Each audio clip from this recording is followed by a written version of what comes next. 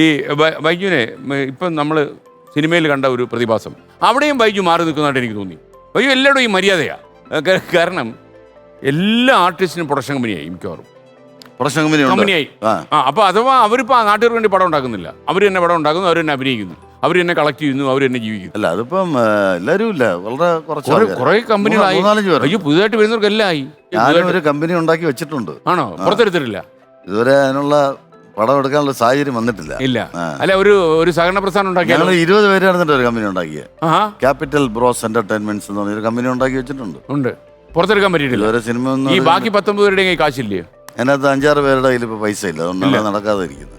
ഇത് ഏത് സമയത്ത് ഉണ്ടാക്കിയത്? കോവിഡ് കാലത്തോ? ഒരു 2 വർഷമാവും. 2 വർഷമായി. പുറത്തെടുക്കും? അപ്പം എടുക്കണമെന്നുണ്ട്. ഒരു നല്ല സാഹചര്യം വരട്ടെ.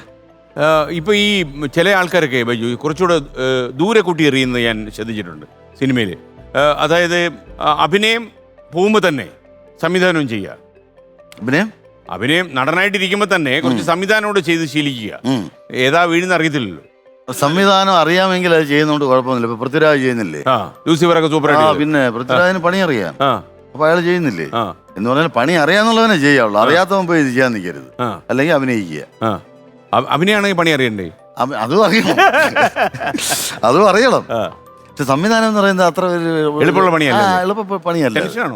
ഈ ചുമ്മാ ഈ ചെറിയ എന്തെങ്കിലും സിനിമയൊക്കെ വേണം ചെയ്യാം. ഒരു വലിയ ക്യാൻവാസിന്റെ വലിയ സിനിമ ചെയ്യാന്ന് പറയുന്ന ഒരു നല്ല ഇരുത്തം ഒരാളിനെ ചെയ്യാൻ പറ്റുള്ളൂ.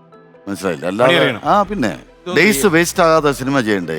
ദിവസങ്ങൾ ഓരോ ദിവസം എന്ന് പറയുന്ന കോസ്റ്റ് ഭയങ്കരമായിട്ട് കൂടിക്കൊണ്ടിരിക്കുകയല്ലേ. അപ്പൊ ഒരു ഡേ പോലും വേസ്റ്റ് ആക്കാതെ നമ്മൾ ഈ പറയുന്ന സമയത്തിനുള്ളിൽ സിനിമ എടുത്ത് തീർക്കണം. അല്ല ഇത് വെച്ച് നോക്കിക്കൊണ്ടിരുന്നിട്ട് കാര്യമില്ലല്ലോ. പൃഥ്വിരാജിനോട് വർക്ക് ചെയ്തപ്പോൾ എങ്ങനെ ഉണ്ടായിരുന്നു? പൃഥ്വിരാജ് നല്ല ഇരുത്തം വന്ന ഒരു ഡയറക്ടറായിട്ടാണ് എനിക്ക് തോന്നിയത്. ഇപ്പൊ ഞാൻ എംപുരാനിൽ അഭിനയിച്ചുകൊണ്ടിരിക്കുകയാണ്. ഇപ്പൊ 2 ഷെഡ്യൂളായിരുന്നു. ഒന്ന് ട്രിവാൻഡ്രത്ത് കുറച്ച് ദിവസം. പിന്നെ തീർച്ചയായിട്ടും. അത് കഴിഞ്ഞിട്ട് കൊച്ചിയിൽ ഒരു ഷെഡ്യൂൾ ഉണ്ടായിരുന്നു. ഇപ്പൊ അവര് ഗുജറാത്തിൽ ഷൂട്ട് ചെയ്തുകൊണ്ടിരിക്കുകയാണ്.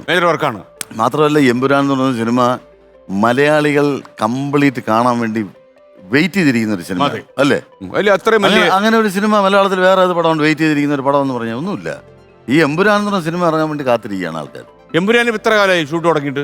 ഇപ്പൊ ഒരു 3-4 മാസമായി കാണും. അല്ല അത് കുറച്ചു കാലമായില്ലേ എന്റെ ഷൂട്ടിംഗ്? പല ഷെഡ്യൂൾ ആയിട്ടല്ലേ ചെയ്യുന്നത്. അമേരിക്ക കുറെ ദിവസം ഷൂട്ട് ചെയ്തു.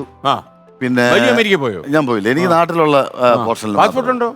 പാസ്പോർട്ടൊക്കെ ഉണ്ട്. പിന്നെ അല്ല ബൈജു പൊതുവെ ഈ വിദേശ മേളകളിലൊന്നും ഈ കംപ്ലീറ്റ് സ്റ്റാർ ഷോസ് ഒക്കെ ഉണ്ടല്ലോ, വിദേശ നാടുകളിലൊന്നും കണ്ടിട്ടില്ല ബൈജുവിനെ? എന്നെ അങ്ങനെ ആരും വിളിക്കാറില്ല, ഞാൻ പോകാറില്ല. വിളിക്കാറില്ല? ഞാൻ എന്തെവിടെയും പോകണമെങ്കിൽ ഞാൻ സ്വന്തമായിട്ട് ബൈജുവിന്റെ നമ്പർ ആൾക്കാർക്ക് അറിയാം. ഞാൻ സ്വന്തമായിട്ട് ടിക്കറ്റ് എടുത്ത് ഞാൻ പോകും, അത്രേ ഉള്ളൂ.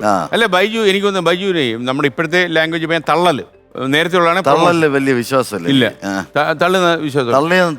തള്ളി മുന്നോട്ട് നിർത്തി അങ്ങ് തള്ളുന്നത് കേൾക്കുമ്പോഴേ നമുക്ക് മനസ്സിലാവും തള്ളാണെന്ന്. ആണോ? പിന്നെ